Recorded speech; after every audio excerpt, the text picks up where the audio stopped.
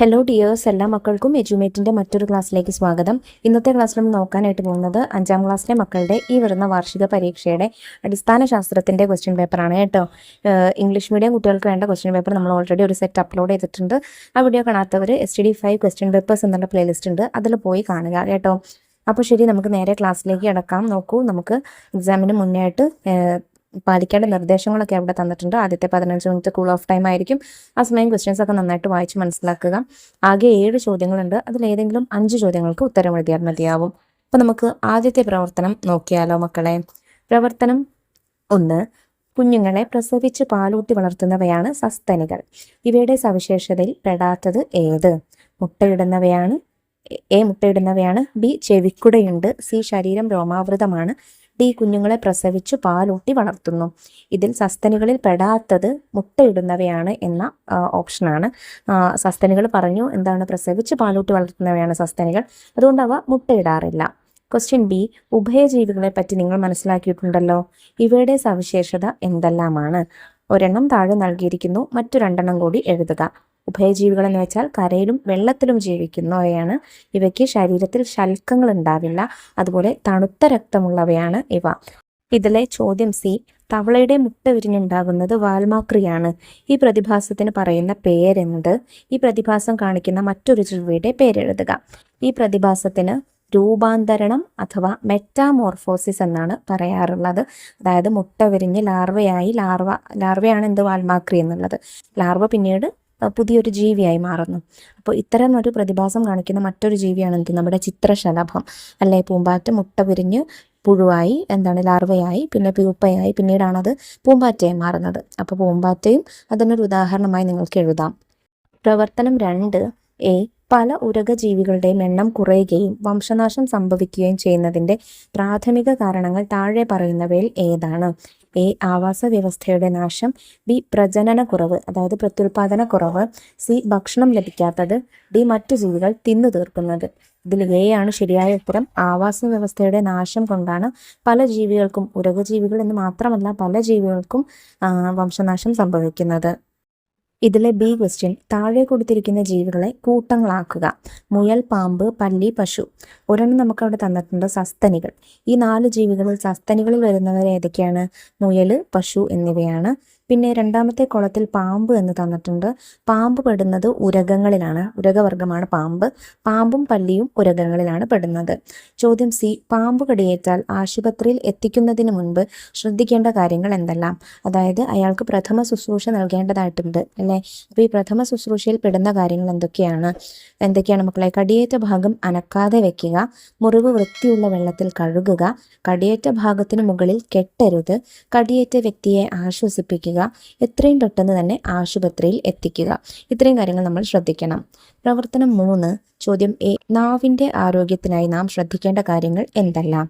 ദിവസവും പല്ല് തേക്കുമ്പോൾ നാവ് വൃത്തിയാക്കുക. വായിൽ വെള്ളം ഒഴിച്ചു കഴുകുക. എരിവ്, പുളി, ഉപ്പ് എന്നിവയുടെ ഉപയോഗം കുറയ്ക്കുക.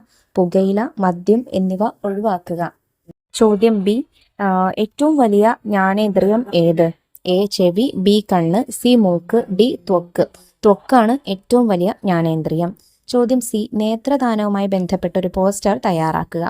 പോസ്റ്റർ തയ്യാറാക്കുമ്പോൾ ഒരു പോസ്റ്റർ വാചകം എഴുതണം. ഞാൻ എഴുതിയിട്ടുണ്ട്, നേത്രദാനം മഹാദാനം.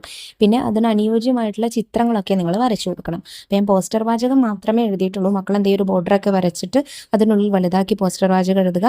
എന്നിട്ട് അതിന് യോജിക്കുന്ന കണ്ണിൻ്റെ ചിത്രമൊക്കെ വരച്ച് ഭംഗിയാക്കുക. ഓക്കെ, അപ്പം അങ്ങനെയാണ് പോസ്റ്റർ ചെയ്യേണ്ടത്. പ്രവർത്തനം 4. ചോദ്യം എ. താഴെ കൊടുത്തിരിക്കുന്ന സസ്യങ്ങളെ നടീൽ വസ്തുക്കളുടെ അടിസ്ഥാനത്തിൽ കൂട്ടങ്ങളാക്കുക. നമുക്ക് തന്നിരിക്കുന്ന സസ്യങ്ങൾ വെണ്ട, മരച്ചീനി, ചെമ്പരത്തി, നെല്ല്, ചീര, റോസ് തുടങ്ങിയവയാണ്. ഇനി ഇവ എങ്ങനെയൊക്കെയെന്നാണ് നടുന്ന രീതികൾ? ഒരെണ്ണം തന്നിട്ടുണ്ട്, തണ്ട് നട്ടുണ്ടാക്കുന്നവ. തണ്ട് നട്ടുണ്ടാക്കുന്നവയ്ക്ക് ഉദാഹരണങ്ങളാണ് ചെമ്പരത്തി, മരച്ചീനി, റോസ് തുടങ്ങിയവ. പിന്നെ അടുത്തത് നമുക്കവിടെ നെല്ല്, വെണ്ട എന്നിവ തന്നിട്ടുണ്ട്. അത് വിത്ത് നട്ടുണ്ടാക്കുന്നവയാണ്. വിത്ത് നട്ടുണ്ടാക്കുന്നവയ്ക്ക് ഉദാഹരണങ്ങളാണ് നെല്ല്, ചീര, വെണ്ട തുടങ്ങിയവ. ഇതിലെ ബി ചോദ്യം. വിത്തുകൾ ഒരു സസ്യത്തിന്റെ ചുവട്ടിൽ തന്നെ വീണു മുളച്ചാൽ തൈച്ചെടികൾക്ക് ശരിയായി വളരാൻ കഴിയില്ല. വ്യത്യസ്തമായ വിത്ത് വിതരണ രീതികൾ ഏതെല്ലാം? കാറ്റിലൂടെ, വെള്ളത്തിലൂടെ, അതുപോലെ പൊട്ടിത്തെറിയിലൂടെ അല്ലെങ്കിൽ മൃഗങ്ങൾ വഴി, ജീവികൾ വഴിയൊക്കെ നമുക്ക് വിത്ത് വിതരണം നടത്താം. ചോദ്യം സി, അപ്പൂപ്പൻ താടിയുടെ വിത്ത് വിതരണത്തിന് സഹായിക്കുന്ന അനുകൂലനം ഏത്? എ കനം കൂടുതൽ, ബി വെള്ളത്തിൽ പൊങ്ങിക്കിടക്കും, സി രോമം പോലെയുള്ള ഭാഗങ്ങൾ, ഡി ആകർഷകമായ നിറം. രോമം പോലെയുള്ള ഭാഗങ്ങളാണ് അപ്പൂപ്പൻ താടിക്ക് വിത്ത് വിതരണത്തിന് സഹായിക്കുന്നത്. അതുകൊണ്ടാണ് അത് പാറിപ്പോയി കാറ്റ് വഴി കാറ്റിലൂടെ പറന്നുപോയി വിത്ത് വിതരണം നടത്തുന്നത്. പ്രവർത്തനം 5, ജലം അമൂല്യമാണ്, അത് പാഴാക്കരുത്. ചോദ്യം എ, ജലത്തിന്റെ ഏത് സവിശേഷത മൂലമാണ് ജലം പൈപ്പിലൂടെ കടന്നു പോകുന്നത്? ജലത്തിന് ഒഴുകാനുള്ള കഴിവുണ്ട്. ഈ സവിശേഷത മൂലമാണ് അത് പൈപ്പുകളിലൂടെ കടന്നു പോകുന്നത്. അല്ലെങ്കിൽ ജലത്തിന് എന്ത് പറയാം, അത് ഏത് കണ്ടെയ്നറിൽ, ഏത് പാത്രത്തിൽ എടുക്കുന്നോ ആ പാത്രത്തിന്റെ ഷേപ്പ്, ആകൃതി സ്വീകരിക്കും. ജലത്തിന് പ്രത്യേകിച്ച് ആകൃതി ഇല്ല, അപ്പം അതുകൊണ്ടും പൈപ്പിലൂടെ പോവാം. ചോദ്യം ബി, പല രീതിയിലുള്ള ജലസംരക്ഷണ മാർഗങ്ങളുണ്ട്, ഏതെങ്കിലും 3 എഴുതുക. മഴവെള്ളക്കൊയ്ത്ത്, കിണറുകൾ റീചാർജ് ചെയ്യൽ, ജലത്തിന്റെ പുനരുപയോഗം, ഇതെല്ലാം ജലസംരക്ഷണ മാർഗങ്ങളാണ്.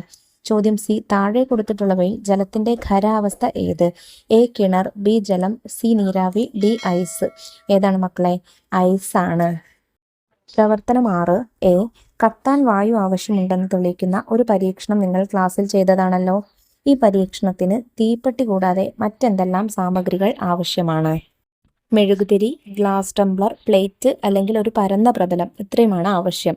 ചോദ്യം ബി, ഇതുപയോഗിച്ചുകൊണ്ട് കത്താൻ വായു ആവശ്യമാണെന്ന് തെളിയിക്കുന്നതിനുള്ള പരീക്ഷണക്കുറിപ്പ് തയ്യാറാക്കുക. ലക്ഷ്യം, കത്താൻ വായു ആവശ്യമാണെന്ന് തെളിയിക്കുക. ആവശ്യമായ സാമഗ്രികൾ: മെഴുകുതിരി, തീപ്പെട്ടി, ഗ്ലാസ് ടംബ്ലർ, പ്ലേറ്റ്. പരീക്ഷണ രീതി: മെഴുകുതിരി പ്ലേറ്റിൽ ഉറപ്പിച്ച് കത്തിക്കുക. കത്തിയെരിയുന്ന മെഴുകുതിരിക്ക് മുകളിലൂടെ ഗ്ലാസ് ടംബ്ലർ കമഴ്ത്തി വെക്കുക. ജ്വാല കെട്ടുപോകുന്നത് നിരീക്ഷിക്കുക. നിരീക്ഷണം: ഗ്ലാസ് ടംബ്ലർ കൊണ്ട് മൂടിയപ്പോൾ മെഴുകുതിരി കെട്ടുപോയി.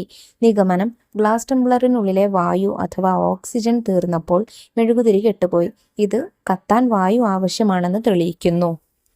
ഇതിലെ സി ക്വസ്റ്റ്യൻ: താഴെ കൊടുത്തവയിൽ പുതുക്കാൻ കഴിയാത്ത ഊർജ്ജ സ്രോതസ്സുകൾ ഏതെല്ലാം?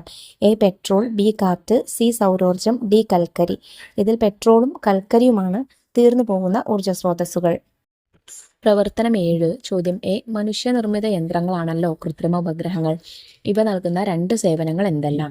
ഒരെണ്ണം അവിടെ തന്നിട്ടുണ്ട്, കാലാവസ്ഥാ പ്രവചനം, അതുപോലെ ഭൗമ നിരീക്ഷണം, വാർത്താവിനിമയം. ഇതൊക്കെ കൃത്രിമ ഉപഗ്രഹത്തിന്റെ തരുന്ന ഉപകാരങ്ങളാണ് കേട്ടോ. ചോദ്യം ബി, അനുയോജ്യമായവ എയിൽ നിന്നും ബിയിലേക്ക് ചേർത്തെഴുതുക. എ കോളത്തിലുള്ളത് എന്തൊക്കെയാണ്? സൂര്യൻ, കൃത്രിമ ഉപഗ്രഹം, റോക്കറ്റ്, ചന്ദ്രൻ. ബി കോളത്തിലുള്ളത് ഭൂമിയുടെ ഉപഗ്രഹം സ്വയം പ്രകാശിക്കുന്നു, കാലാവസ്ഥാ പ്രവചനം കൃത്രിമ ഉപഗ്രഹങ്ങളെ ആകാശത്തെത്തിക്കും. അപ്പം അതെങ്ങനെ യോജിപ്പിക്കുക? സൂര്യൻ സ്വയം പ്രകാശിക്കുന്നു, കൃത്രിമ ഉപഗ്രഹം കാലാവസ്ഥാ പ്രവചനം, റോക്കറ്റ് കൃത്രിമ ഉപഗ്രഹങ്ങളെ ആകാശത്തെത്തിക്കും, ചന്ദ്രൻ ഭൂമിയുടെ ഉപഗ്രഹം. ചോദ്യം സി, അറിയാത്ത വഴിയിലൂടെ യാത്ര ചെയ്യുമ്പോൾ ലക്ഷ്യസ്ഥാനത്തെത്താൻ സഹായിക്കുന്ന മാർഗം ഏത്? നിഴൽ നോക്കി, ടെലിവിഷൻ, GPS, റേഡിയോ. ഏതാണ് മക്കളെ? GPS ആണ് കേട്ടോ. അപ്പോൾ ഇത്രയും ക്വസ്റ്റ്യൻസ് ആണ് നമുക്ക് ഈ ചോദ്യ പേപ്പറിൽ നോക്കാനായിട്ടുള്ളത്. സിമ്പിൾ ക്വസ്റ്റ്യൻസ് ആണ്, പക്ഷെ എല്ലാം ഇമ്പോർട്ടൻറ്റ് ക്വസ്റ്റ്യൻസ് ആണ്. നല്ലതുപോലെ മനസ്സിലാക്കി വെക്കുക. 5ാം ക്ലാസ്സിലെ മറ്റു വിഷയങ്ങളുടെ ചോദ്യപേപ്പറുകൾക്ക് വേണ്ടി ചാനൽ മറക്കാതെ സബ്സ്ക്രൈബ് ചെയ്ത് വെക്കാം.